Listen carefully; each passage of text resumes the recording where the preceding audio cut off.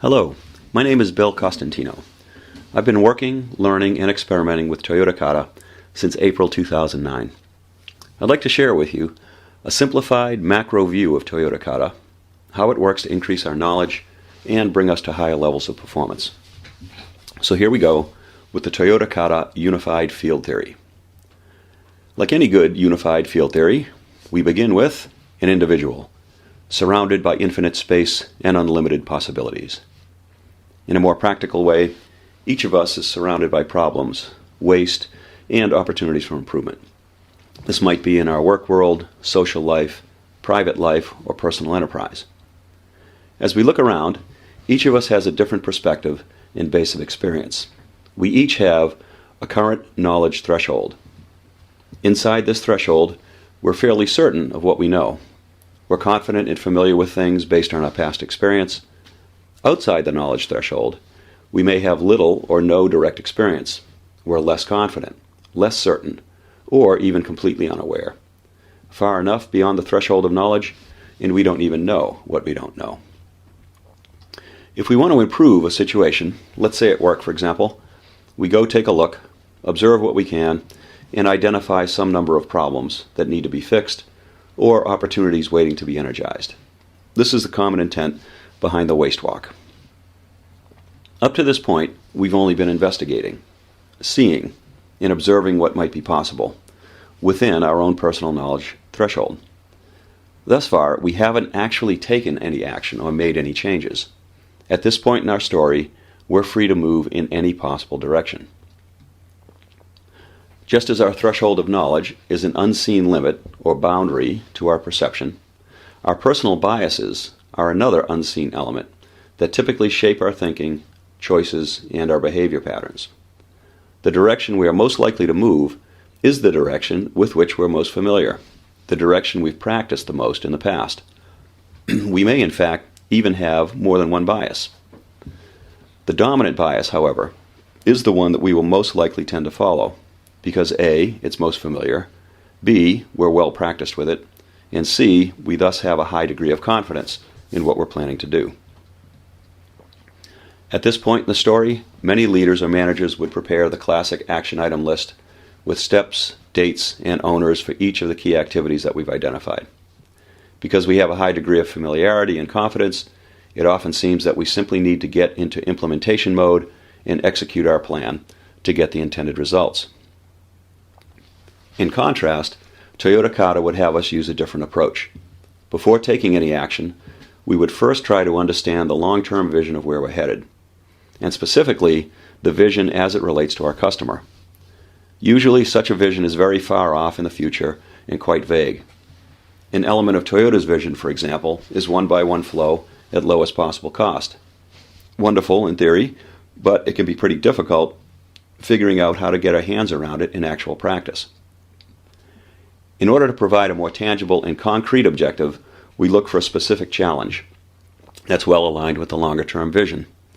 Typically, this challenge is in the 1 to 3 year time frame. As you can see, in this example, while we may feel most confident and comfortable in the direction of our personal bias, it may not be well aligned to move us in the most direct path toward our longer-term challenge and vision. So, in a more traditional environment, we have our pre-existing bias for action, contained within our current knowledge threshold. We have our ideas for improvement based on our waste walk. If we have a strong base of experience, we may have strong preconceived notions about what needs to happen and how things need to be done. Traditionally, we'd simply translate this into an action item list and get into implementation mode, getting to work to make things better. But wait! At this point, Toyota Kata would ask us to shift our paradigm. Rather than getting busy implementing our action item list, our next step would be to step back and grasp the current condition. Within a relatively short period of time, we would first explore the situation in greater detail, using a methodical, systematic series of steps.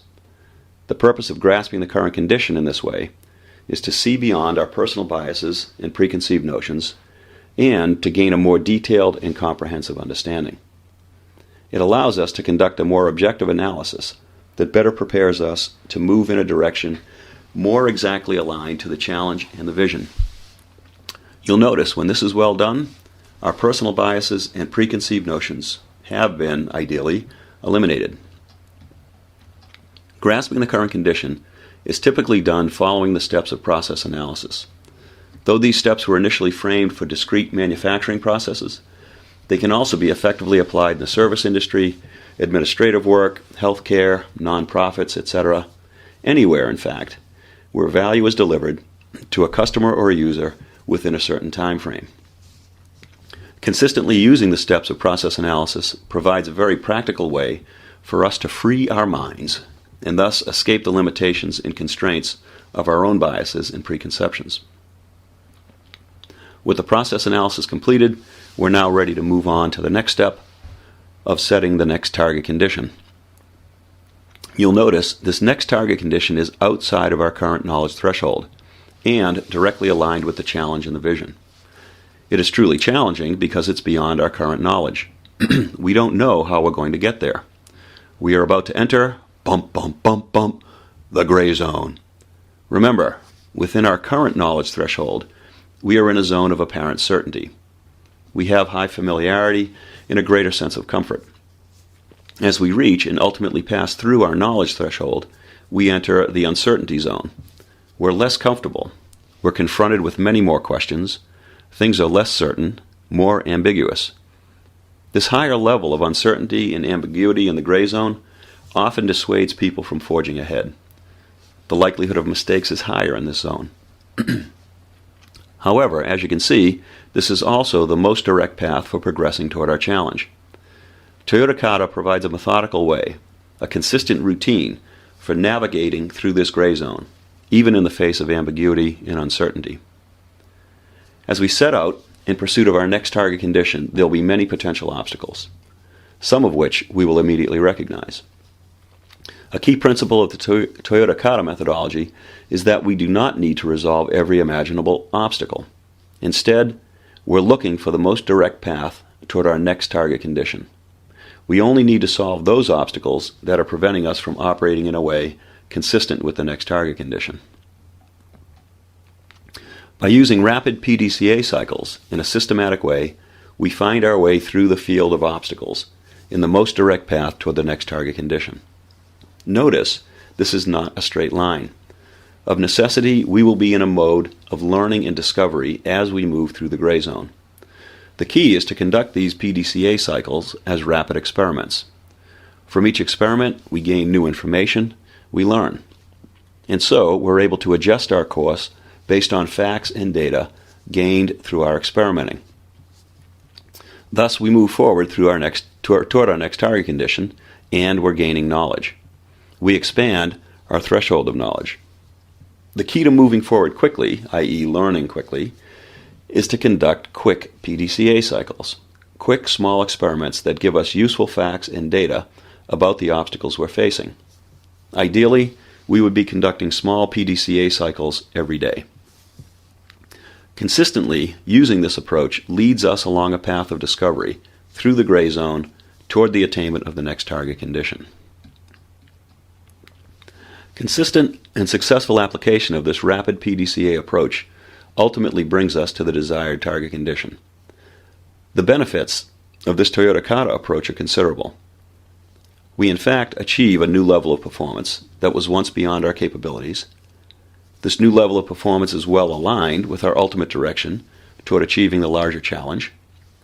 We have effectively expanded our knowledge threshold, converting the former gray zone of uncertainty and ambiguity to now a comfort zone with greater familiarity, born of our own direct experience. And we've increased our personal skill with the improvement kata, this methodical series of steps that allows us to tackle a new challenging target condition that may be beyond our current knowledge threshold. As we gain experience and confidence with this Toyota Kata approach, we're able to tackle successive new target conditions that move us steadily toward the ultimate attainment of our longer-term challenge. Establishing the longer-term vision and challenge is the role of leadership in organizations. Only the senior leaders can set the strategic direction for the company. Teaching how to use the improvement kata to methodically move through the gray zone toward the next target condition That's the job of managers at all levels in the organization. Consistent application of the Toyota Kata approach results in two powerful benefits.